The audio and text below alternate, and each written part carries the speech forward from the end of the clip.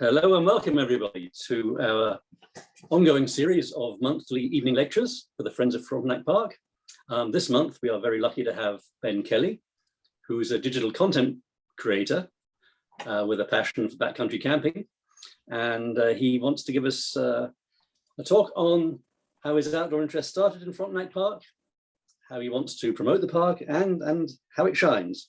And so please give a warm welcome to Ben. And as I understand it, we have some questions at the end as well. Welcome, Ben, and here he goes. Thank you. Thank you, Simon. Thank you for allowing me to speak tonight. So hello, everyone.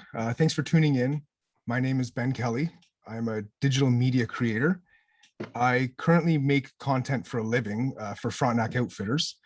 Content such as pictures and videos, newsletter emails, social media posts, and I also create videos as a hobby for my own YouTube channel called Conjuring Rock. Tonight, I want to talk about some of the work I've been doing to showcase the park and my plans to promote and highlight Frontenac Provincial Park. So here's a bit of a breakdown as to what my talking points will be tonight.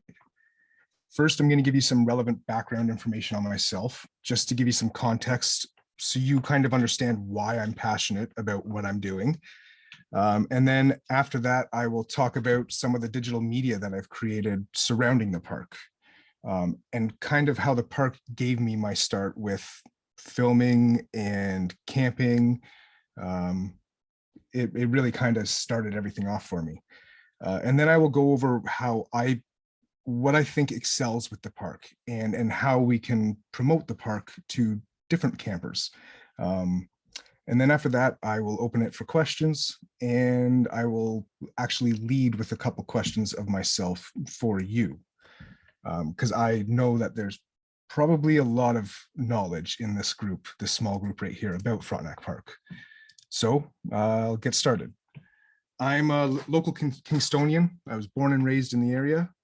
Grew up a little bit just outside of the city in Yarker for a few years. I had a bit of outdoor experience there, kayaking and canoeing up the Napanee River, but that got boring pretty quickly because I could only go so far. But as of the last 10 years, I've really slowly grown a strong passion for the outdoors, fishing, and creating videos. But before that, as I was growing up, I was way too distracted to have any kind of significant interest in the outdoors. So growing up, my parents took me camping a couple of times, but it was always car camping. Never really did any backcountry camping when I was younger. My father would take me fishing out on some lakes in South Frontenac, just bass fishing from a canoe. But we lived in the city. It was a little difficult for us to get out in the country all the time. And also, I kind of, my friend and I, we took out my family's unsinkable canoe and we tried to sink it, and we ended up kind of wrecking the canoe. So that was the end of canoe fishing for us. So growing up though, like I said, I was always into, as I was growing up, I was into music. I was into music and video games. If I wasn't playing video games, then I was listening to or playing music. I play bass and I play some guitar. I also played tuba in the high school band. I was obsessed, still obsessed with music.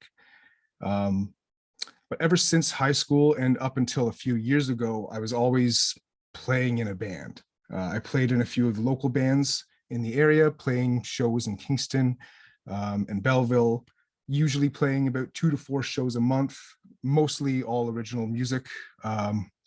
We played in bars and art galleries. I was essentially spending most of my time far away from the wilderness. I didn't think that it was something for me. During that time though, I actually made some music videos for some of the bands that I was playing with. And that's kind of where I first got my first taste of video editing, was during that time. Video games were the other big part of my life. I spent way too much time playing video games as a teenager. Some weekends I would be playing well past midnight, only to wake up at 7 in the morning just to start it all over again and do that practically all weekend. It wasn't good. And I identified that as a problem in my life, and I knew that it wasn't healthy or sustainable. And around that same time that all that kind of started to click, and I realized that video games were a very empty pursuit. I actually got the opportunity of a lifetime to go on a huge adventure. My girlfriend at the time used to be a whitewater raft guide on the Ottawa River. And one of her whitewater rafting friends invited us to go on this epic trip. It was a 19-day whitewater rafting trip, traveling about 200 miles through the Grand Canyon. It wasn't a guided trip. It was just some people with whitewater experience and an outfitter to equip us with gear and food. But in order for me to afford it, I had to sell my car along with my Xbox and all my video games. And but I just knew I had to do this. I knew that, I lived in town, I could bike to work. I knew there were ways I could get around with not having a car, and I had to do away with the video games. So this was actually my first tripping experience. My first multi-day trip was through the Grand Canyon. And it was also my first taste of moving water. I had no idea what I was getting into. For those of you who don't know, the Grand Canyon is known for some pretty big, scary rapids. So I was kind of jumping in head first. So when I went on that trip, I bought a GoPro Hero 2, this little guy right here. And I filmed what I could. I was no filmmaker. I wasn't documenting the trip in the way that I do now, but I was just kind of filming some of the rapids and some of the stuff we did. The trip itself was challenging for me, especially being my first multi-day trip, but it was extremely inspiring, and it taught me a lot about myself, and it encouraged me to be more self-aware. It showed me that I was much more capable than I had thought. We had at one point an 11-kilometer hike going up the side of the canyon and then down the other side. And at the time, I thought it was impossible. It was extremely difficult for me, but I still managed to do it and surprised myself. So the trip kind of made me aware of what I could do. It also made me aware of the improvements that I can make in my life and in my attitude, really. So after that big trip, I did one 5-day canoe trip going from Kingston to Smiths Falls, taking the Rideau Canal with my partner at the time. It was in September. It was lovely. There wasn't a lot of boat traffic in September, so it was pretty smooth sailing. But after we returned, I continued to play music and hang out mostly in the city. I still didn't really discover my passion for the outdoors or filming at that point. That kind of all started with fishing and the Frontenac All-Season Campers Challenge. So I started fishing about 4 years ago and was hooked very quickly. I remember enjoying fishing a lot when I was a kid. And at the time, I was really looking for something to get me outside and away from my computer. I was starting to play more video games again, and I had to get away from that. So it didn't take me long to fall in love with fishing. There's something about the chase, the pursuit, the exploring new waters, the adventure, and of course, catching the big one. It's quite the thrill. So anyways, after about 18 months of avidly fishing, a few things kind of came together all at once. I was getting the drive to really want to go camping. I wanted to spend more time on the water fishing. I wanted to be able to get on the water at prime time in the evening and late or early morning when the bite is supposed to be the best.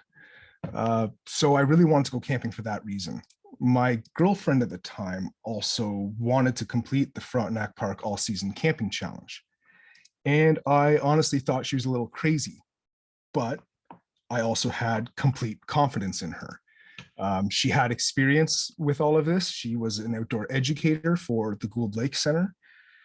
So I knew that I was in good hands. We also had completed a couple winter camping trips in our 3-season tent, and I really enjoyed it. In fact, my first winter camping trip was in Frontenac Park. That was actually my first camping experience, was in Frontenac Park in the winter in March. I'll get into that a little bit more later. So when she talked about the Frontenac Park All Season Campers Challenge, I knew it could be done, but I was thinking, like every month, I don't know if I can commit to that. So within the same week, my good buddy at the time, we were fishing a lot, and he asked me if I wanted to start a YouTube fishing channel. He had just got a GoPro for Christmas and did some recording, but didn't really have any experience with video editing. And me, with my experience in the band, I kind of had a little taste for video editing. I knew what was involved, and I knew that I could just hammer something out and make it work to get going. So that's what we did. But when I thought about it, I thought, why not include the Frontenac Park All Season Campers Challenge with this YouTube channel and just have a camping and fishing YouTube channel? I thought it made good sense. And I also really wanted to document all 12 months in Frontenac Park. So that's what I did. I ended up completing the Frontenac Challenge and making videos from every single trip. So that's 12 videos in total. Each one was about 7 to 12 and a half minutes long. And my very first part of the challenge was filmed in February of 2019 on Kingsford at Site 11. And then the last one was a solo winter camping trip on Doe Lake in January of 2020. So that's kind of where my passion for filming and creating really took off. Being forced to make videos of every trip. Once I felt I committed, I just, I couldn't stop. And I was really, really enjoying it. And ever since, I've been recording every fishing trip that I go on, every camping trip that I go on. Not all of them turn into videos, but most of them do. If I feel there's a story there, or I feel there's something to share, it'll probably be a video on my YouTube channel. But while I was doing the Frontenac Challenge and all of these outdoor activities, really making this huge lifestyle change, I was starting to recognize some self-growth and healing. I was discovering my self-confidence through camping and fishing, and the little bit of whitewater canoeing that I had experienced. It was all kind of just adding to my self-confidence. And I was also reducing my anxiety as I was finding this escape into the wild, something that video games could never even come close to offering me. And who knows, maybe they were causing a bit of anxiety at the same time. But anyways, believe it or not, I can be a little introverted and shy at times. 5 years ago, I would have laughed nervously if you told me that I would eventually have my own YouTube channel. Even this public speaking, even though it's not public, it's still got me a little nervous. Sure, I can get on stage and I can play in front of a big crowd, and that does come with its own little challenges, but I was never really just alone on stage. I was always with a group of guys, and I had my instrument that I could kind of hide behind. I could hide behind my bass and feel just comfortable up there. But anyways, one of my YouTube channel goals for Conjuring Rock is to encourage other people to get outdoors and experience those kind of same benefits. I want to bring this kind of self-empowerment to people, the people that are looking for it and the people that need it. And if you already watch any of my content, it may not be obvious to you yet that that's what I'm trying to do, but I'm still kind of trying to craft my storytelling skills. And I'm hoping to eventually really represent that within my videos. I'm trying to demonstrate these benefits through my videos rather than just kind of flat out say it. It's much more of a bigger picture concept. I feel like I'm still kind of creating that bigger picture, if that makes sense. I think nature has a ton to teach all of us. It can empower you just as quickly as it can humble you.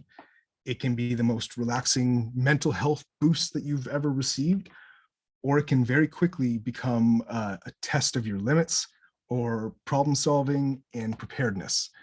But there's a lot to gain from all of that. Another goal of my YouTube channel is, I'm sorry, I just lost my spot.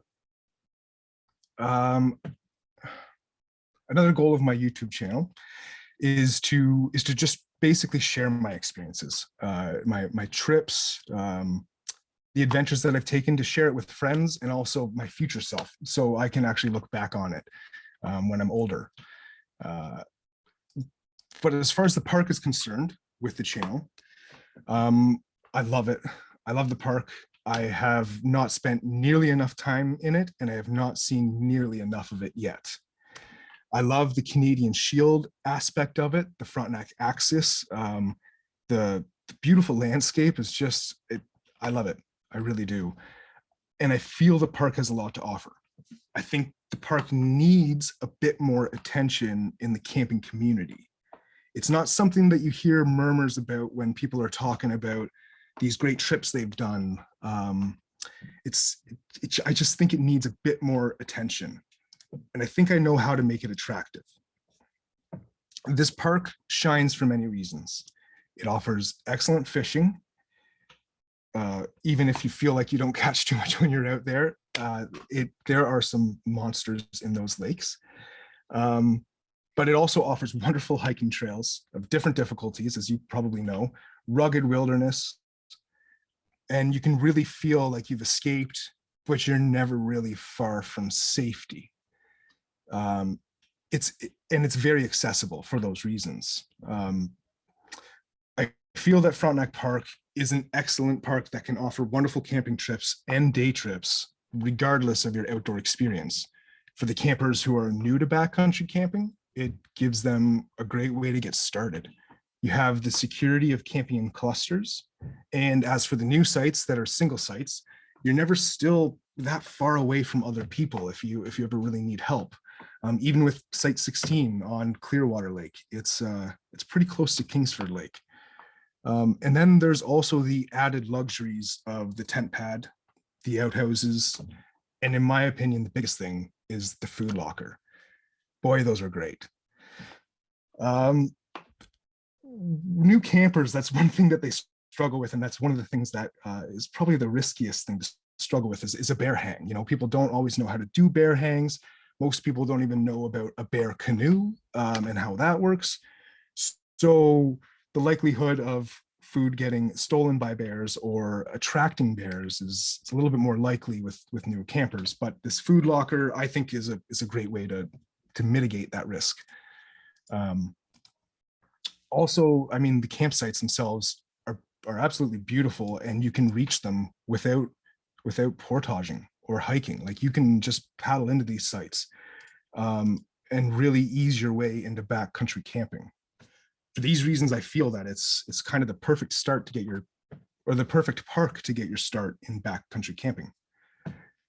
For the backcountry campers that are more experienced, this park can offer two drastically different trips.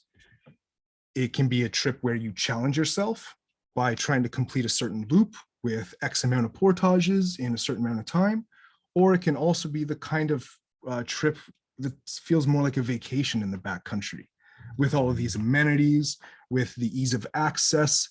To somebody who's experienced this would be, you know, kick your feet up, relax, you know.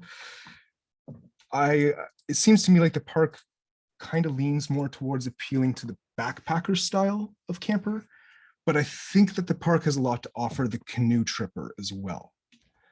I've been studying the maps. I've been trying to find, well, I feel that there are some exciting canoe loops that could be created and named. If there are loops that have already been created, named, and established, I'm just as interested in taking those routes, documenting them, and promoting them.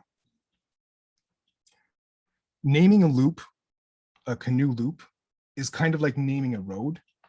It gives people a direction, a route, something to accomplish. It also gives people a way to identify it and share it. For example, if you're familiar with Algonquin Park, you may have heard of the meanest link. For those of you who don't know, the meanest link is a loop around the park's perimeter that connects 4 of the original Algonquin outfitters. The route is an incredibly challenging loop that has recently gained a lot of attention in the canoe camping community. Now, I don't feel that we need to make an extreme route to garner attention. I think you only need to make an interesting route or something with a bit of challenge. Another example of a loop is the loop I just completed last week. A couple friends and I just finished the Serpentine Loop in Kawartha Provincial Park.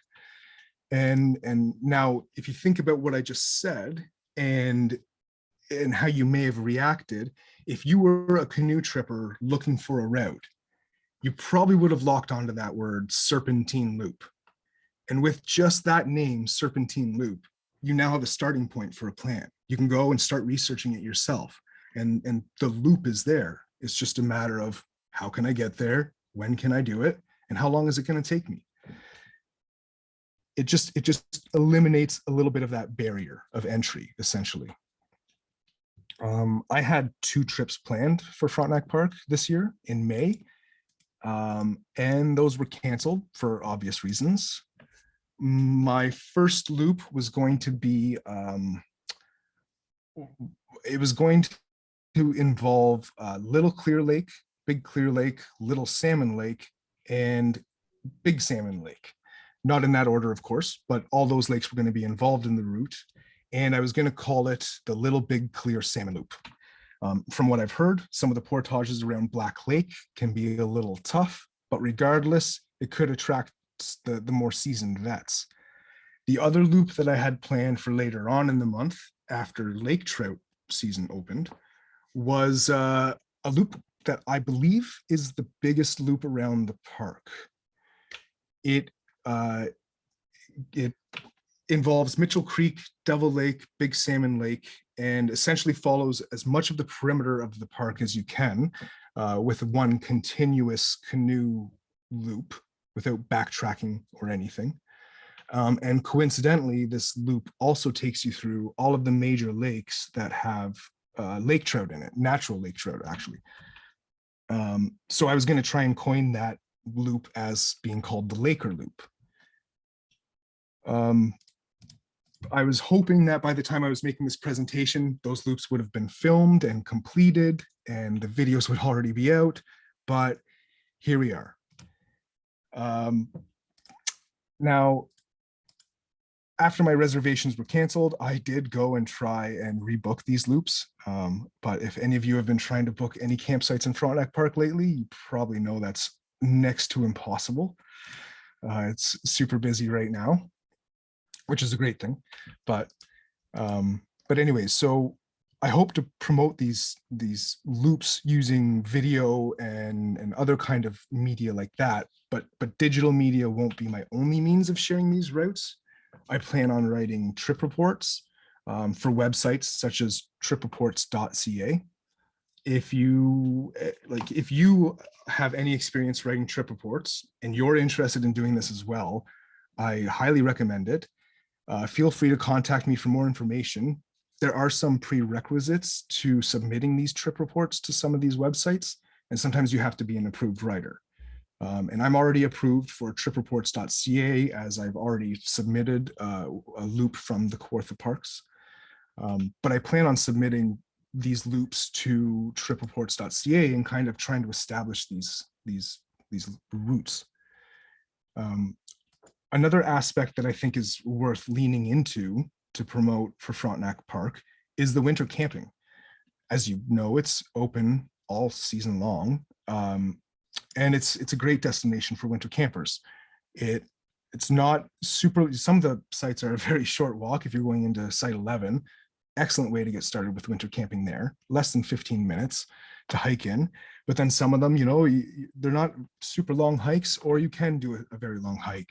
I think winter camping is something that would be worth promoting and something I plan on doing more of. So to tell you about my first winter camping experience, it was in Frontenac Park. It was at Site 7. And in the winter, they close Big Salmon Lake Road, the road that leads down to the lake. So you also have to hike that. So we hiked from the park office. Now, it was middle of March. The week before, we had this really nice warm weather. So we're expecting to go camping and have some pretty pleasant weather. But just before we go out, of course, weather drops to about -15. And so we decided to go anyways. Now, I wasn't aware of the dangers of sweating while you're camping. And when we were hiking in, I had my winter coat on and my bag, and I had everything, everything on me. And as I'm hiking, I'm trying to strip layers off and stop myself from sweating, but it's too late. By the time I got to camp, I was drenched. Luckily, I was with someone who was experienced with winter camping, and she told me just to set up the tent, get into some dry clothes, and she went and made me some soup and basically saved me. But my lesson was learned, that's for sure. But during that time, there were moments where I thought, this could get really dangerous.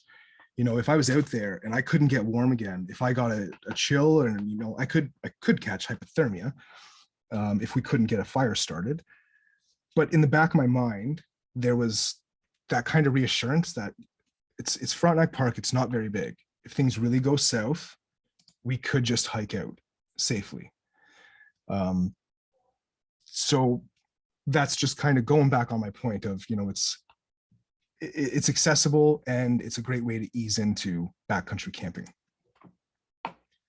So as I had mentioned before, I'm working for Frontenac Outfitters. I'm creating digital content for them.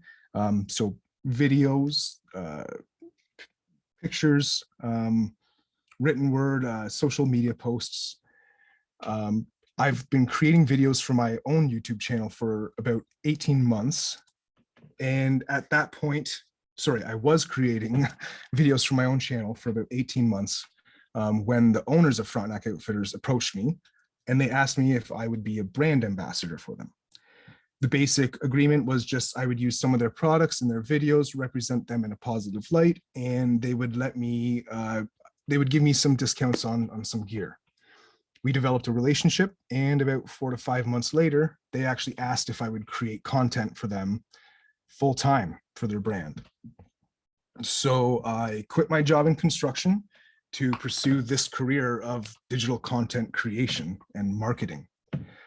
That was back in October of 2020.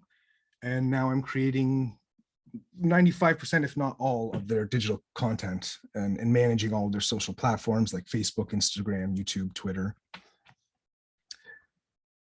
As you can imagine, Frontenac Outfitters has a very big vested interest in attracting visitors to the park. It's probably obvious to you that the more people that visit the park, the more likely they are to use Frontenac Outfitters services, such as our rental equipment and purchasing gear from us.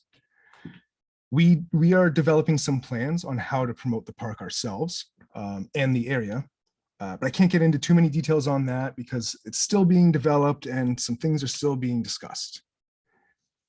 But essentially, that's kind of it. In summary, I think that Frontenac Park has, it could use more recognition in the canoe camping community and in the camping community.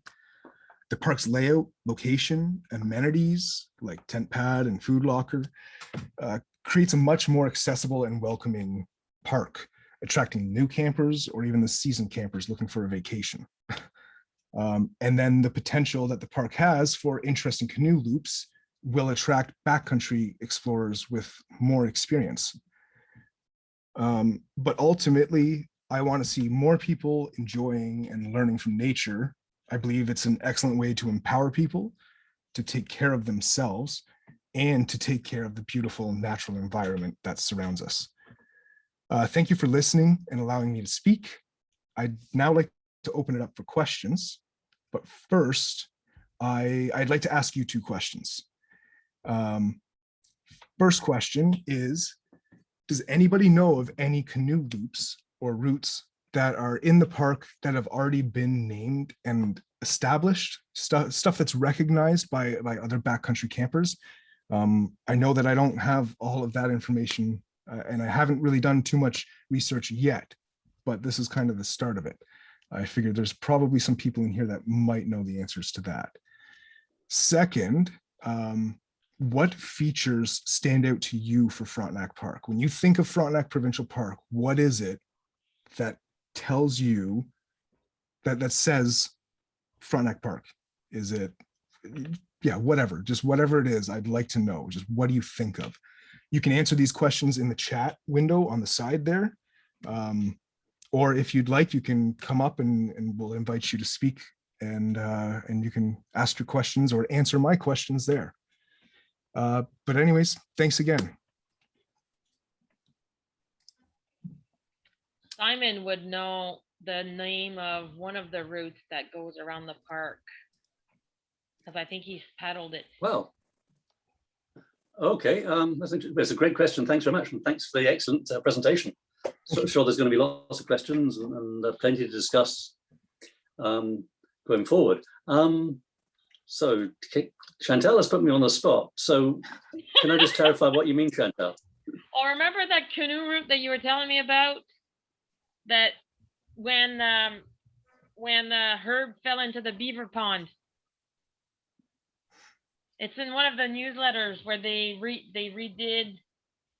Oh my God, I'm trying to remember now. Well, did you not go on a trip with Jerome and Herb and you guys went around the park? I don't think that was me. Sorry. Maybe it was Jerome. I've been on quite a few trips around the park.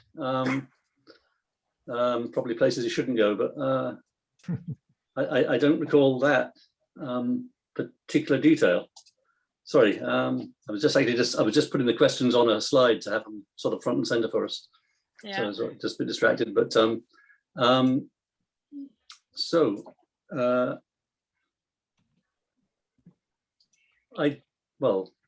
ask you right up front. I can't name any. I think we have any name routes apart from the James Hall Waterway, of course. That's the one. Which is recognized. Oh, okay. Well, that's different. Yes, sorry. James Hall Waterway, because there's a plaque, and that is recognized as a waterway. I'll put it like that. In fact, if I just, do you mind if I screen share? Oh, please. Are you aware, Ben, of the James Hall Waterway? No, I am not. No. Okay. I'm very intrigued. Fingers crossed. Hold on then. This is from. Have I got it in here? From last year's talk, last month's talk. Wait a minute. But the theme of last month was called 35 Years in the Park. It's a bit of a contrast that I've been coming that long. So I'm just going to try and get this thing to share. Wait, just give me a minute. And Shane, that's an excellent idea. The whole screen share. Okay. So there we go. So you're kind of getting a quick recap from last week, or last month rather. So I'll try and get this thing to fire up full screen. Okay. So sorry to take over a minute, but when I first came to the park was April 1986, and that year this tabloid came out. It's a version of the park newspaper, a different park newspaper that actually announced the formation of a new provincial park, which was a waterway park, which is one of the classifications of provincial park in Ontario. And there were plans well advanced to create a waterway park linking Frontenac to Charleston Lake. Wow. 97 kilometers. It zigzags around. There's a map coming up, but it goes across the Rideau Canal. And in the end, when they started having inquiries about it and planning, this publication rather jumped the gun, and they decided it would not be a waterway park. Landowners objected. They were concerned, I think, about overuse and things like illegal camping stuff on their land. And so in the end, it kind of got degraded, and it's just named as a waterway route, but it's not a park. Okay. This is the centerfold of that tabloid showing the route from Frontenac over here. It doesn't really mark the park, but obviously it is North Otter, its characteristic shape, and that's the park in the area to the left there. Yeah, well, I get a laser pointer, do I? No, I don't. And then it kind of goes across You have actually to start here and go around the west side of the park and then up through Mitchell Creek and across the top into Devil. You can stay in the park and then go through into the Rideau system here and zigzag right across to the locks, and then from there Morton Creek out to Lower Beverly Lake, and then down the Lyndhurst River and over to Red Horse Lake and then to Charleston Lake. Wow, that would So be to incredible. canoe, it's 97 kilometers. It's about 4 days, 3 nights, and yes, some of us have done it. So back in 2015, Jerome, who's been a long time member of the Friends, Don likewise, he gives Jerome and Don both give our camping wilderness skills presentations. Paul Vickers is a former president of the Friends, and I had the opportunity to undertake this trip. So there's some pictures there from that.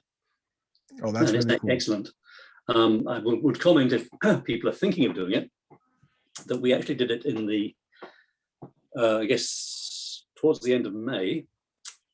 And it was about the best time of year to do that. We were just before the black flies, fortunately. And we didn't have too much wind. And boating traffic on the Rideau Canal hadn't started. Oh, perfect. They weren't operating the locks. People could sort of drive a motorboat on a lake, but they couldn't travel between lakes. So the canal wasn't in full use. So that was a good time, very calm, from that point of view. So what was a great experience. You have the fun things. You can camp here as at Jones Falls at the bottom here. It's not open, there's a locks, so there's no facilities. You have to go and find a place in the woods if you need it. But that was good. And on the bottom right, it's actually, you have to portage through the town of Lyndhurst around the dam. So people in Lyndhurst are used to seeing this. So, yeah. But it's a bit different from your sort of stepping on pine needles and tripping over roots portage, just going through past people's backyards. Yeah. So that's one of the routes, I guess, that is, but it's not really around the park. It is just to another park. Sorry, I won't get into last time's lecture, but people might have heard of Bill Mason. I don't know if you come across his name. He actually came and lectured at the park once. Yeah, cool. So he yeah. Anyway, sorry, that's I'll jump ahead. That's Omer Stringer came as well. He was a famous canoeist, Algonquin, son of an Algonquin Park ranger, and so we had the two sort of masters of wilderness tripping in the same quarter of the year, pretty much, one in March, one in June. It was amazing that year, 87, yeah. And unfortunately, both of them died the year after. They both died in 88, so we were very fortunate in having them come to the park and speak. But so if it's okay, if I just mention a couple of other things. Now I'm stepping into naughty territory, because I also go off route canoeing. That is not on the main lakes, but there are routes you can take as shown here. So this is the park, and this is the sort of southeast sector of the park. Yep. And I have done trips from campsite 4 to the Rideau Trail down at the bottom end of the park by canoe, and back in a day. Do it midsummer, you need a long day, but it can be done. Wow. So this is amazing routes through here. The one thing is that this is off the park wall map. We can't see that because it's inside the building right now, but on this there are these nice blue clear lakes, and actually they're not quite that clear. A lot of them are stumps, but going from Camel Lake, close to site 4, right down to this blue dash line, it is level water. You don't have to take the canoe out even. There's no beaver dams now, there's no nothing. There were in the old days, but not now. So that's one route.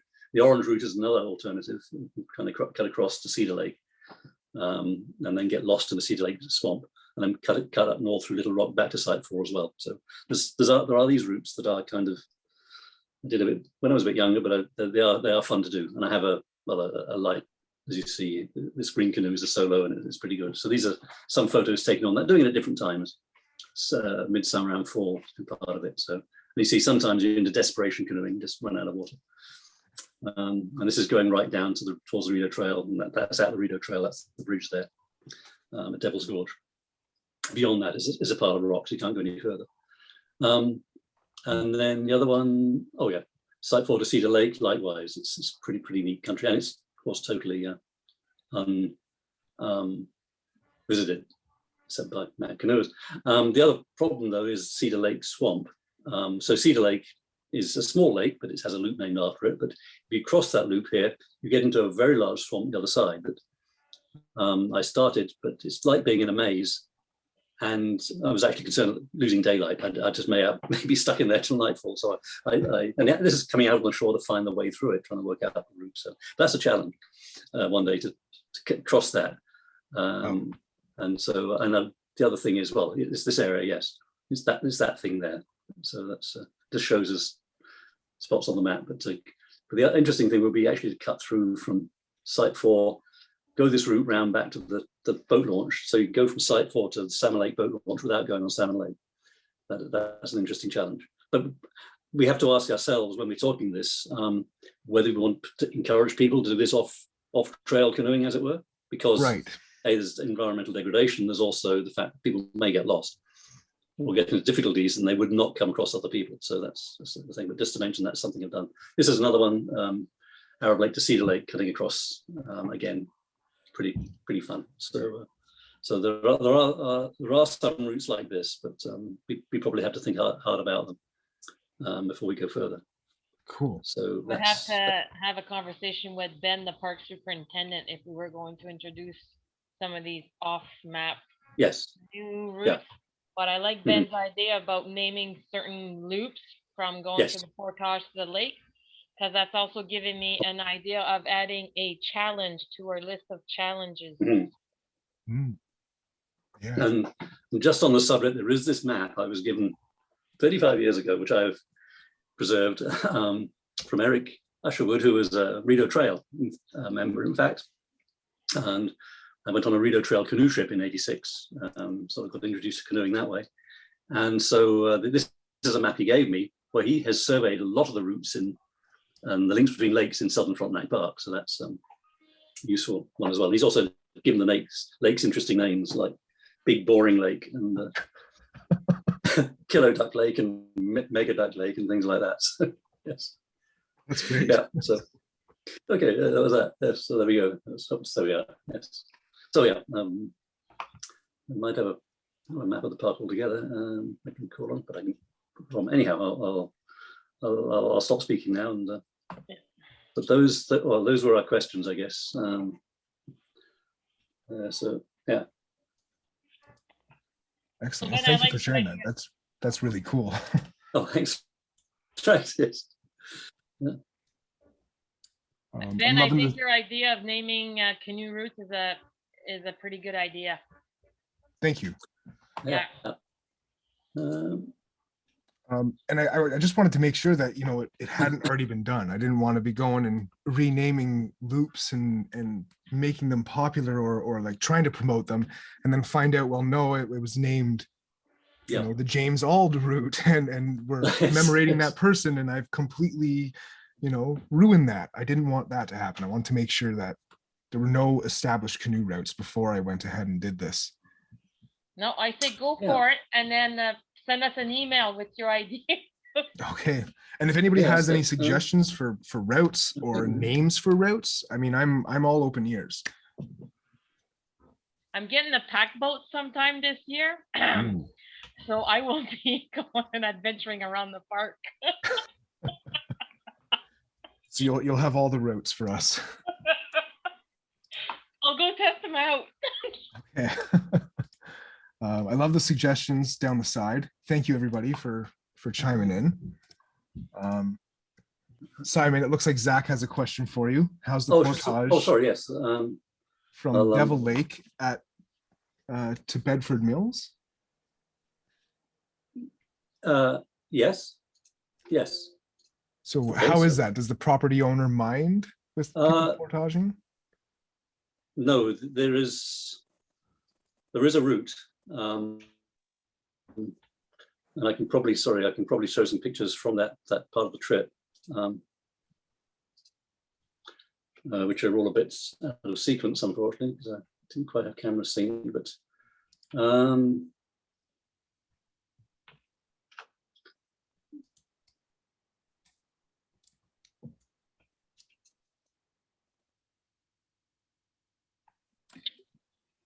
Simon, just so you know, we don't see, okay, there we go. Sorry. Yeah, I know. I just had to get this thing back, so I'm trying to get it. Sorry, I thought you were flipping through your PowerPoint. It's all good. No, I was just let's force it to full screen. There we go. Yeah, okay. This is Devil Lake. This is just absolute miracle of calmness on Devil Lake. It's usually a very bad lake for winds, but we were flat calm. It was great. That's just at Bedford Mills. So actually, I probably need to go. Yes, this is coming out at the end, so you can approach and then climb a fairly steep run up to a road that goes into a property. So I know, yeah, that's on that part of the route. That's Don Stables, and then we come down to the road here. So you're some distance from Bedford Mills building, and we go across the road here, and so it is possible. It turns out, yeah. And then you have the old mill workings to see as well. So yeah, that's putting in at that side, so over there. So yeah, that is possible. So there's that one, yeah. So it is okay. I hope that answers the question for Dean. Is it? For Zach, yeah. I think that answers the question. Yeah. So yeah, I love the suggestions, the different ecological zones. That's awesome. All of this, the history. I've actually taken a screenshot of all these suggestions, and I will be working with them for sure. Yeah. Sorry, I'm just trying to pull up a map of the park, and let's see if we can take a look at that and see. Oh no. Hey Chantal, it's Dean. I was talking with some friends about some of the hiking routes and some of the loops, and although we have the Frontenac Challenge in the fall and the Frontenac Trek, some of my crazier friends are looking for more of an ultimate Frontenac Challenge, which might be distance related or time related or something like that. Has that ever come up in any discussions that you're aware of? Can we have this conversation after this Ben's talk, because we're recording this right now? Absolutely. Okay. I do like that idea though, Dean, of creating a little bit of a challenge. I mean, that's kind of what they've done with the meanest link. They've actually created a bit of a time board or a leaderboard, and they record how long it takes people to do the meanest link. So that's kind of been something that's spurred some interest in some of the campers, is that competition, right? So I think that's a great idea to incorporate. Yeah, I know you're talking specifically about canoe routes, but they're all in the same property. Oh yes, certainly, yeah.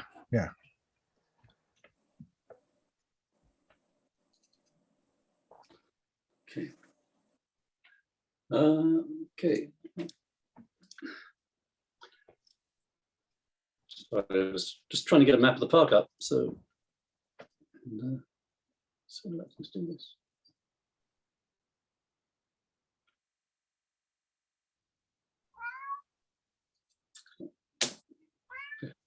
Right.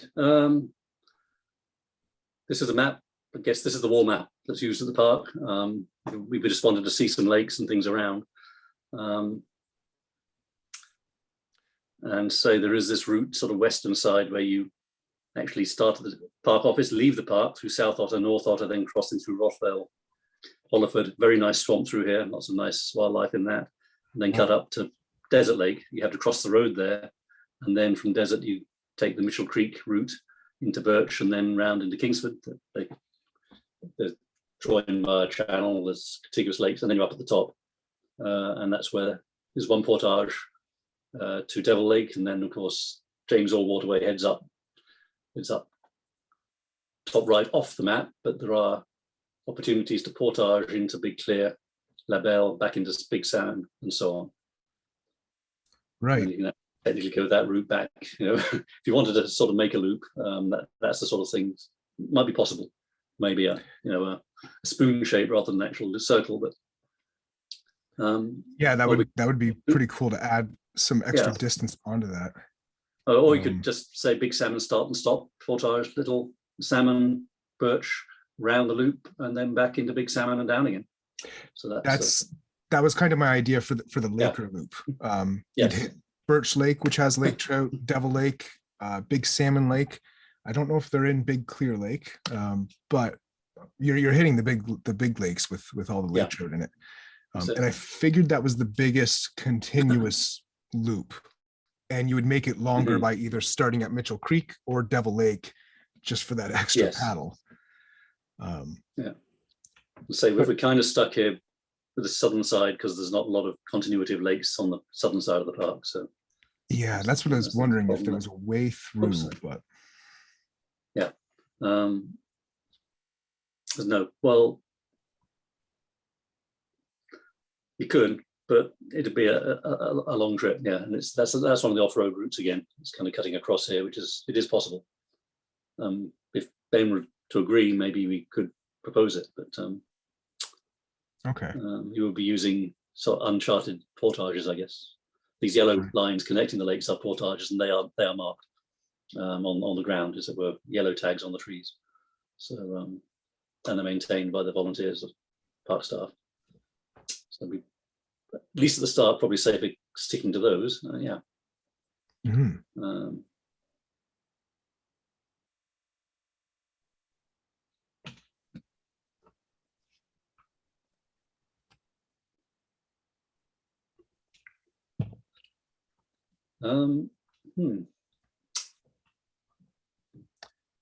Well, if you think of anything else, any of you, Yes. feel free to reach out to me. You can find my email address on my YouTube channel, just conjuringrock@gmail.com, or ask Chantel. I'm fine if she gives out my personal email address, Ben J.E. Kelly. Oh, I see a hand up. Let's see, Jen is looking to ask a question. So, okay, sure, please go ahead.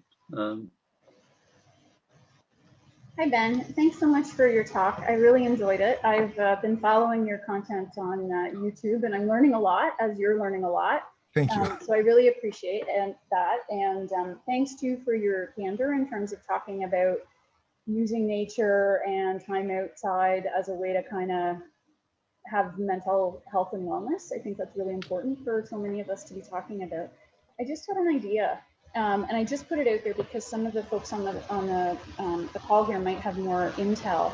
I've been trying to learn more about the park and some of its indigenous history in terms of the Haudenosaunee and the Anishinaabe peoples and their use in the park. And you know, I remember getting the Frontenac Parks map and just being frankly really disappointed that they're only talking about settler history after, you know, people started to come in and establish homesteads. So I just wanted to flag that, you know, with all of the conversations that's happening more broadly around Indigenous peoples and history and, you know, all of the longstanding impacts of the residential school system, and many of us really starting to try to open our eyes and our ears and learn more, there might be some interest in being able to profile some of that history and some of that kind of cultural awareness in terms of the park. I know we've been talking about the canoe routes and all of that in a really applied way, but there's probably opportunity to think about the broader cultural history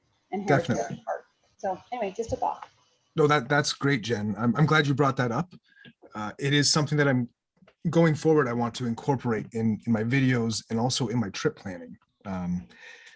I'd like to be able to you know, identify the different tribes that use that land that I'm tripping on, and try and learn something about their culture, learn what languages they spoke, maybe learn a word or two of that language, and try and just educate myself more on that. That's an excellent recommendation. And I think a great place for me to start doing that research would be in Frontenac Park. So thanks. I'm just gonna butt in for a moment there, just so that you know. The indigenous, we have an indigenous family in Frontenac Park, which is the Antoine family, and we will be unveiling a indigenous panel sometime this summer. I'm actually waiting for Marc Antoine and his ex-spouse to come back with a date so that they can have both their daughters Elena and Sophia attend the unveiling ceremony that will take place at the park office. The indigenous panel will go where the Kent family panel is at the moment right by the main kiosk, and the Kent family panel will be moved to the Doe Lake Trail entrance, but the Indigenous panel will have a place front and center by the park office. That's very cool. Yep. If you've ever had a chance to meet Sophia, she's an amazing young lady going into high school, and she is an advocate for Indigenous rights. That's pretty cool. That's exciting. Yes, very exciting. I'm very happy. And I think Holly put a note in the chat about one of the speakers we had at a couple of months ago, Rick Gravel, Okay. who's written a trilogy of books, one called I Am Algonquin, about the area. He gave us a presentation on the native history of the area now occupied by the park, pre-European contact. So he may be a good person to talk to as well. Certainly, yeah. Yeah. And to read his books too. Yes. He has a couple more coming out, I recall as well. So yeah. Thank you, Holly. You're welcome. Yeah, he would be happy to talk to you. He's a great guy and has history. Not only he's Algonquin, but not only of the Algonquins, but all of the First Nations that use this area, and in fact across the whole country. He's really done a lot of research, so he'd be a great person to talk to. I can give you his email if you like. That's incredible. Yeah. All right, I'll send it to you. Thank you.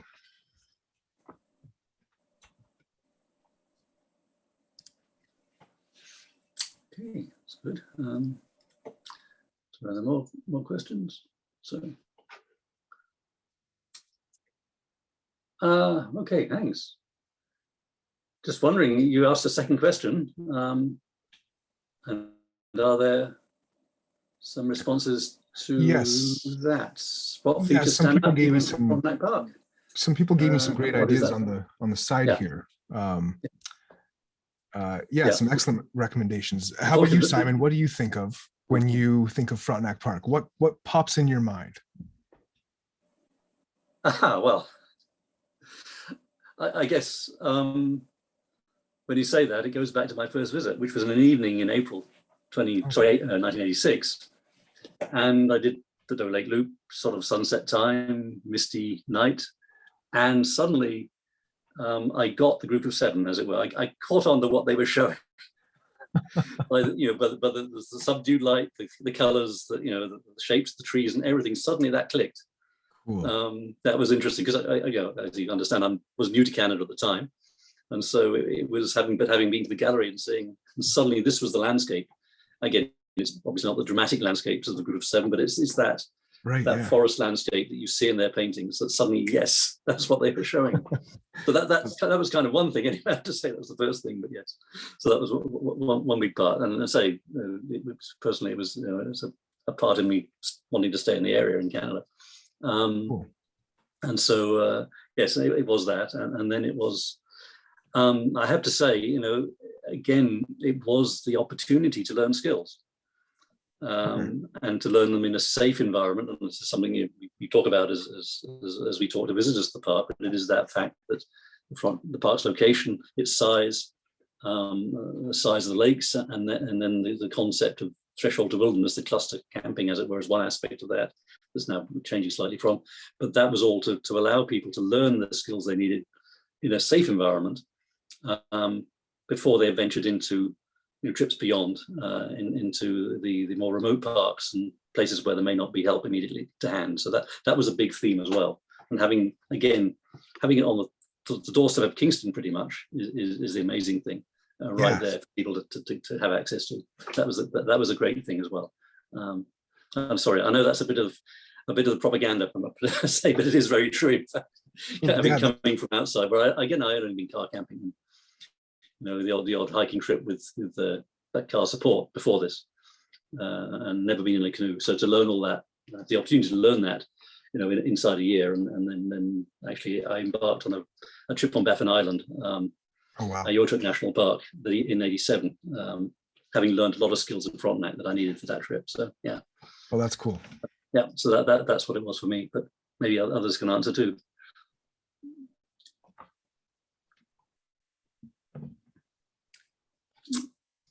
I think so. I think Shane has mentioned the distinct ecological zones that divide the park. Yeah, and he mentioned that he'd be able to show me those zones. That's Yes. very interesting. I'd love to see that. That'd be really cool. Now, Shane, I believe, Shane, you're the one that's doing the drone work, if I'm not mistaken. But anyways. Yes, Yeah. he is. I don't know why. Yes, that's correct. Okay, cool. Yeah, I thought I saw your presentation. That's really cool. Cool. Well, thank you, everybody. I really appreciate the information that you have provided me. I'm going to find that very useful. Oh, thanks, Holly. Oh. Okay, well, thank you very much, Ben. This has been, I think, a most stimulating discussion. And thanks for giving us your insights. And I think we're going to have a lot to talk about. And I look forward to those canoe routes. Yes, All right. That's going to be a Canoe very route, interesting the thing. canoe route names. Yes. Yeah. Yeah, that'll be we have a lot of probably fun nights around the campfire talking about those Yes, coming I up. think Yes. so. Maybe we can have a meeting. Maybe we can Yeah. invite them Oh, for our next we board can have a meeting. meeting. Yes. Yes.